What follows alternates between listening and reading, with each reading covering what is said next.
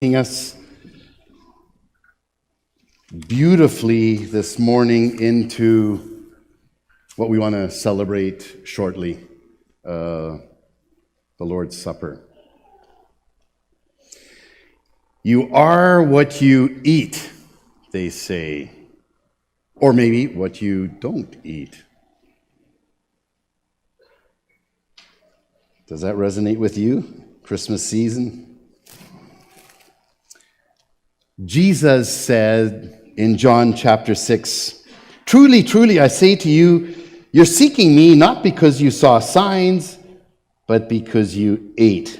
You ate your fill of the loaves.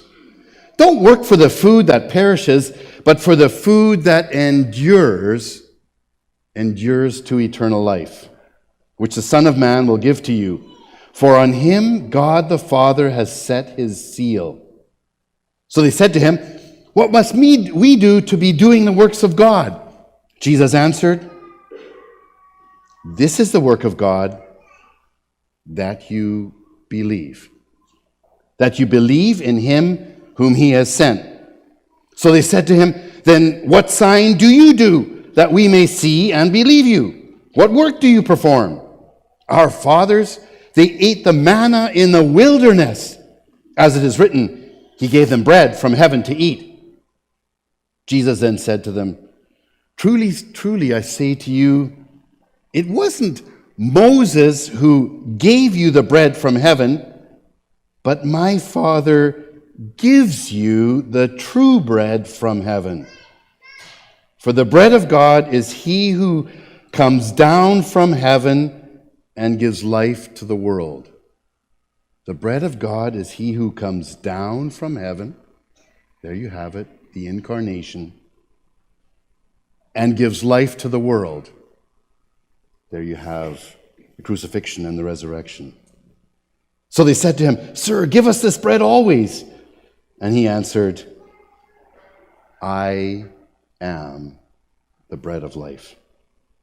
Whoever comes to me shall not hunger, and whoever believes in me shall never thirst." Do you know something about that text? It's all about eating. It's all about feasting. Two kinds of feasting, actually. And the people seem confused with Jesus' words. They want to be satisfied, but at this point, mostly physically, which would mean superficially.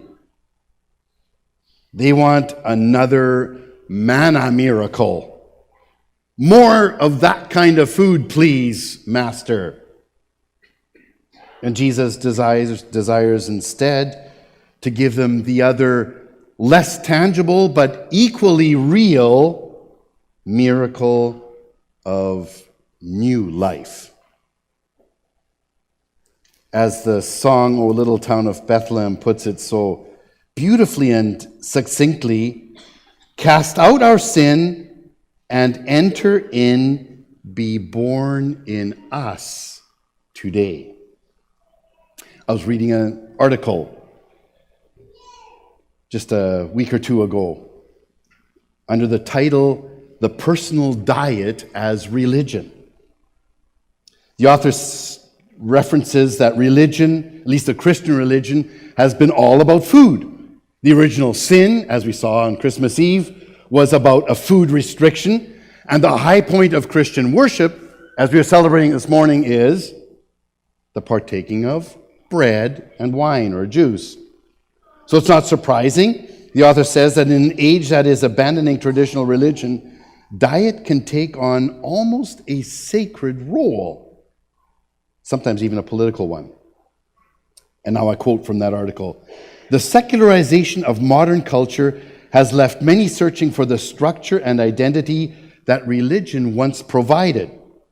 Given the spiritual void, food cults arguably replace what religion once did by prescribing organized food rules and rituals.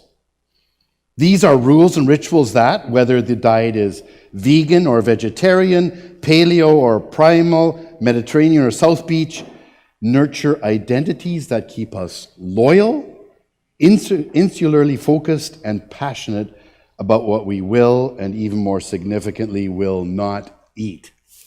Interesting. Taken together, John 6, which I just quoted, and this quotation, we are reminded that we too live in a culture in search of meaning.